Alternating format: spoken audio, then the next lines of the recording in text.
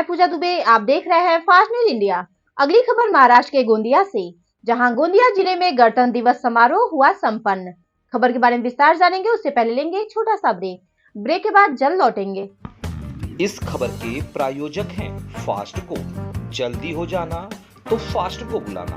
Bike से लेकर luxury car, self drive पर उपलब्ध।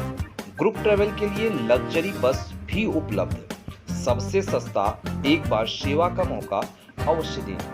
WhatsApp करें 9044808808। ब्रेक के बाद आप सभी का स्वागत है। खबर महाराष्ट्र के गोंदिया से, जहां पतंगा मैदान पर 26 जनवरी को जिले के पालक मंत्री धर्म बाबा आतराम ने ध्वजारोहण किया। इस अवसर पर जिलाधिकारी चिन्मय गोतमारे, जिला पुलिस अधीक्षक पिंगड़े तथा जिला परिषद के मुख्य अधिकारी अनिल पाटिल आदि उपस्थित थे। इस रंगारंग कार्यक्रम में परेड की सलामी देकर श्रेष्ठ काम करने वाले इनका सत्कार किया गया। पालक मंत्री ने महाराष्ट्र शासन द्वारा किए गए कार्यों का उल्लेख किया, साथ में पुलिस वालों का भी सत्कार किया गया। देखिए न्यू बस स्टॉप से area incharge channel Ravi Bhushan Bedare की रिपोर्ट। राज्य पोलीस निरीक्षक रमेश साकाटे यांच्या पथकाने राष्ट्रध्वजाला मानवंदना दिली आहे। प्लॅटून क्रमांक 1 मंचाकडे सरसावलाय। प्लॅटून कमांडर पोलीस उपनिरीक्षक श्री अजय वळसे आणि सुपरनिरीक्षक महिला पोलीस उपनिरीक्षक दिव्या बरड यांच्या पथकाने राष्ट्रध्वजाला मानवंदना दिली आहे। ज्योती नेते आणि सुपरनिरीक्षक महिला पोलीस उपनिरीक्षक पूजा सुरळकर यांच्या पथकाने राष्ट्रध्वजाला मानवंदना दिली आहे। मानद आणि सुपरनिरीक्षक महिला पोलीस उपनिरीक्षक पूजा जाधव यांच्या पथकाने राष्ट्रध्वजाला मानवंदना दिलेली आहे। माननीय अतिथी ती स्वीकारत आहेत। यानंतर येत्या प्लॅटून क्रमांक 4 होमगार्ड पुरुष राष्ट्रध्वजाला मानवंदना दिली आहे। माननीय अतिथी स्वीकारत आहेत। यानंतर येत्या प्लॅटून क्रमांक 5 होमगार्ड महिला। होमगार्ड हे शांतीचं प्रतीक आहे। आंबेडकर यांच्या पथकाने राष्ट्रध्वजाला मानवंदना दिलेली आहे। माननीय अतिथींनी मानवंदना स्वीकारली आहे। यानंतर आपल्या समोर येत्या प्लॅटून लोकचंद कुंभलकर यांच्या पथकाने राष्ट्रध्वजाला मानवंदना दिलेली आहे। माननीय अतिथींनी मानवंदना स्वीकारली आहे। त्यानंतर त्याचे उद्देश सेवा असलेलं हे पथक शासनाद्वारे यांना प्रशिक्षण देण्यात येत आहे। पोलीस कॅडेट प्रोग्रामचे हे प्रतिनिधित्व करीत आहेत। प्लॅटून कमांडर आहेत ऋषिकेश निसाम आणि सुपरनिरीक्षक आहे आदित्य जोशी। यानंतर प्लॅटून क्रमांक आई वडील गुरु यांचा सन्मान, नीतिमूल्ये, शिस्त, आपत्ती व्यवस्थापन, स्वच्छता इत्यादी प्रशिक्षण घेत आहे। प्लॅटून कमांडर आहेत सुमित बिसेन आणि सुपरनिरीक्षक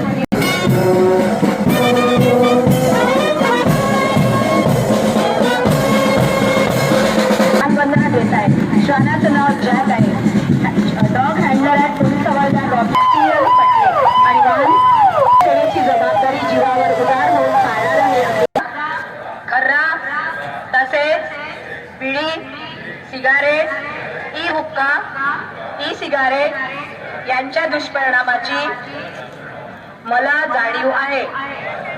हवा तसेच इतरांनी तंबाखूजन्य पदार्थाचा प्रयत्नशील राहील। अभिनंदन।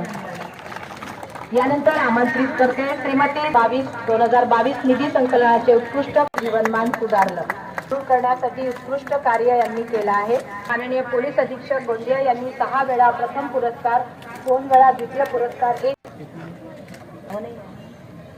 पुणे शाखा गोंदिया पोलीस हवालदार बेलपत्रे आणि पोलीस अधीक्षक यानंतर कृषी विज्ञान के प्रशस्ती पत्र देऊन माननीय अतिथींच्या हस्ते सत्कार करण्यात येत आहे।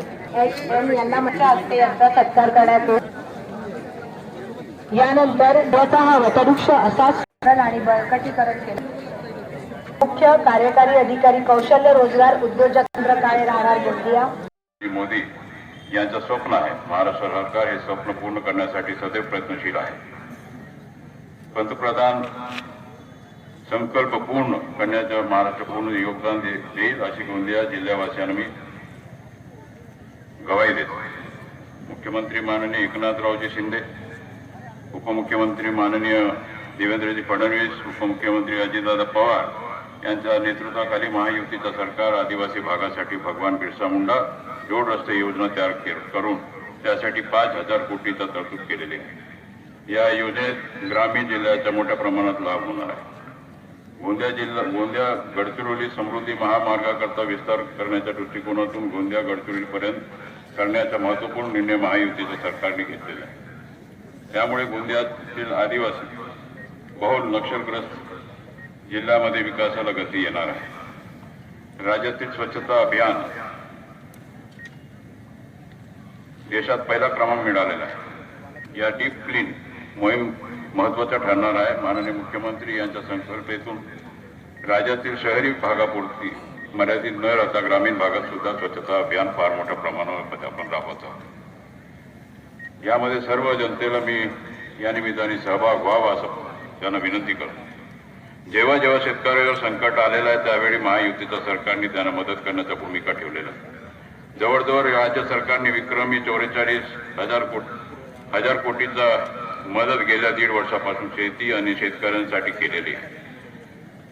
धानाच्या जे नुकसान भरपाईच्या पोटी आपण 20,000 रुपये प्रति हेक्टर आपण देण्याचा निर्णय राज्य सरकारने घेतलेला आहे. या राज्यामध्ये महिलांना सशक्तीकरण करण्याच्या दृष्टिकोनातून 50% सवलत आपण एसटी मध्ये दिलेला आहे.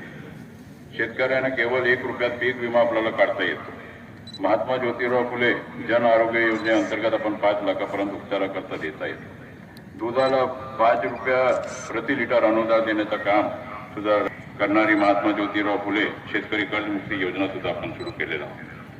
आणि या योजनेअंतर्गत 22,977 शेतकऱ्यांना 73 कोटी 52 लाख रुपयाचा लाभ आपण दिलेला आहे. परिसरात विविध उपक्रम राबवून सामाजिक बांधिलकी पूर्ण करण्याच्या उद्देशाने पोलीस दादालोरा खिडकी या उपक्रम राबविला जात आहे. या वार्षिक योजनेअंतर्गत आपण 20 वर्ग खोल्या डिजिटलायझेशन करण्यात ठरविलेलं आहे. देशाचे उपराष्ट्रपती आपण इथे त्या भूमिपूजन करणार आहोत आणि हे लवकरच आपलं स्वप्न पूर्ण होणार आहे. आणि त्यामध्ये आपण 23-24 मध्ये 81,406 शेतकऱ्यांकडून 23,41,000 क्विंटल धान खरेदी आपण केलेलं आहे. करिअर घडविण्याच्या दृष्टिकोनातून मार्गदर्शन आपण करत आहोत. त्या दृष्टीने देशात अव्वल व गोंदिया जिल्हा राज्यात प्रथम राहायला पाहिजे या दृष्टिकोनातून सगळं कामाला लागूया अशा प्रकारचा सर्व जनतेला मी अपेक्षा करतो.